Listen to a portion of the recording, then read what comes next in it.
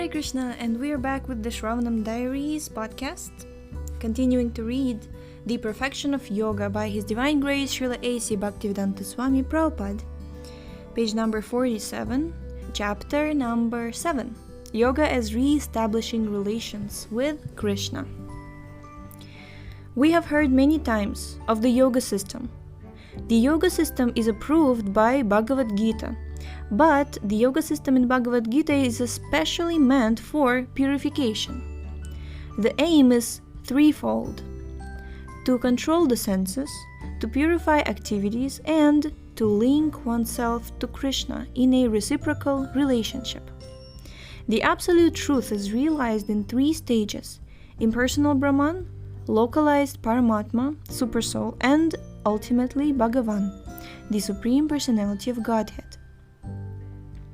In the final analysis, the Supreme Absolute Truth is a person.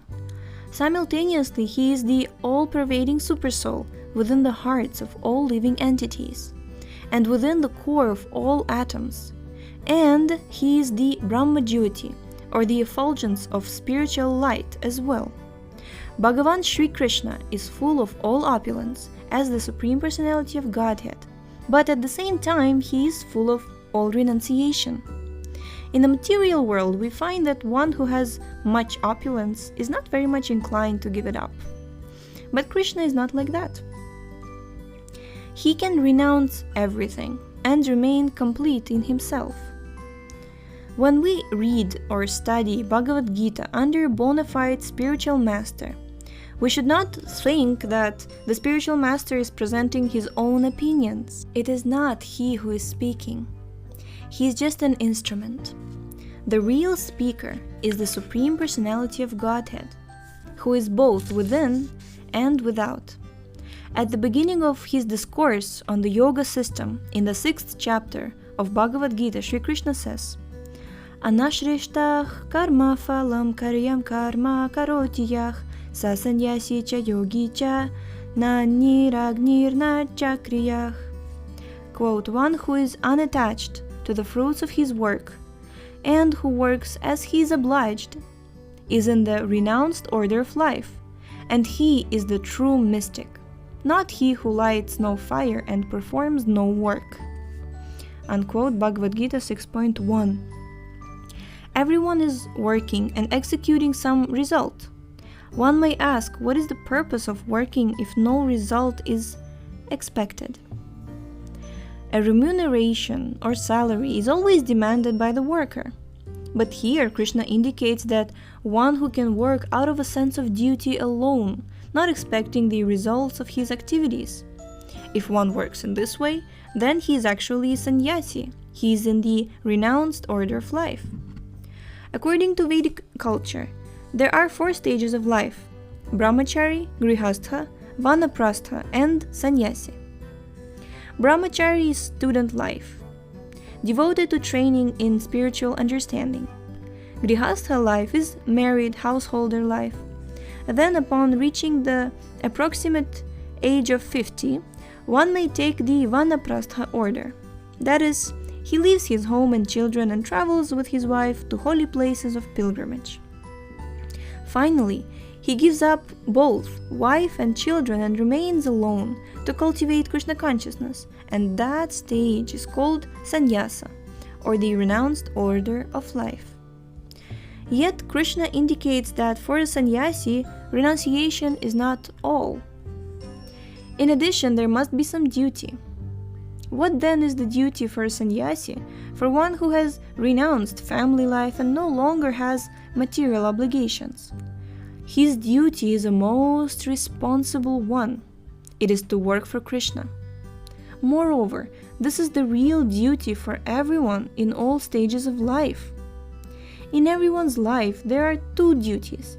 One is to serve the illusion, and the other is to serve the reality. When one serves the reality, he is a real sannyasi. And when one serves the illusion, he is deluded by Maya. One has to understand, however, that he is in all circumstances forced to serve. Either he serves the illusion or the reality. The constitutional position of the living entity is to be a servant, not a master. One may think that he is the master, but he is actually a servant. When one has a family, he may think that he is the master of his wife, or his children, or his work, or business, and so on. But that is all false. One is actually the servant of his wife, of his children, and of his business. The president may be considered the master of the country, but actually he is the servant of the country. Our position is always as servant, either as servant of the illusion or as servant of God. Where did I read somewhere on the internet? That things you own end up owning you? That's right. We're always a servant. If, however, we remain the servant of the illusion, then our life is wasted. Of course, everyone is thinking that he is not a servant, that he is working only for himself. Although the fruits of his labor are transient and illusory, they force him to become a servant of illusion or a servant of his own senses.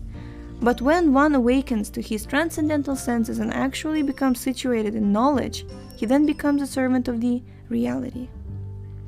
When one comes to the platform of knowledge, he understands that in all circumstances he is a servant. Since it is not possible for him to be master, he is much better situated serving the reality instead of the illusion. When one becomes aware of this, he attains the platform of real knowledge. By sannyasa, the renounced order of life, we refer to one who has come to this platform. Sannyasa is a question of realization, not social status. Jai, so thank you so much for tuning in today, and tomorrow we will continue with the next chapter, so stay tuned. The link to this book is in the description, and please check it out and share it with all the yogis and yoga aspirants that you know. Yes, so see you next time. Hare Krishna.